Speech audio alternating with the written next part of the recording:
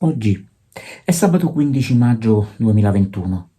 Nessun giorno è un giorno qualunque. Ciascun giorno rappresenta qualcosa di speciale per qualcuno.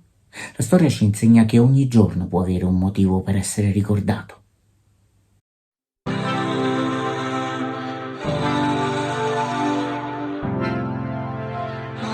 «15 maggio 1930. Un aereo della Boeing Air Transport decolla da San Francisco alla volta di Chicago. A bordo, con il compito di occuparsi degli 11 passeggeri, c'è una infermiera di 25 anni di Cresco, nell'Iowa, Ellen Church. È la prima hostess della storia. Ellen, mentre studia per diventare infermiera, attività che eserciterà poi al French Hospital di San Francisco, occupa il suo tempo libero per conseguire il brevetto di pilota, un'attività che al tempo è prerogativa maschile. Ma tanta è la passione della giovane Ellen che, sfidando le convenzioni, vuole diventare pilota civile. Per questo chiede e ottiene un colloquio con Steve Stimson, dirigente della Boeing Air Transport. Questi rifiuta di concederle, in quanto donna, di pilotare gli aerei della compagnia.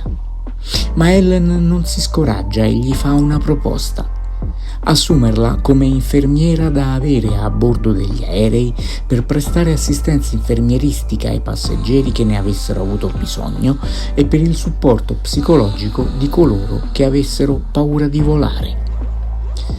Assistenti di volo uomini sono già imbarcati sugli aerei. Il primo è stato nel 1912 Heinrich Kubis, un cameriere tedesco che è stato anche tra i sopravvissuti dell'incendio del dirigibile Hindenburg, sul quale era imbarcato. L'idea di Ellen è quella di affidare a delle infermiere, tutte rigorosamente giovani, single, di bella presenza, di altezza non superiore al 1,63 m e di peso inferiore ai 52 kg, il compito di rendere gradevole con la loro assistenza il volo dei passeggeri, ai quali potevano all'occorrenza anche offrire assistenza medica e psicologica contro la paura di volare. L'idea piace al punto che la Boeing, su suggerimento e sotto la direzione di Ellen, assume altre 7 assistenti di volo che diventano il primo gruppo di assistenti di volo donne.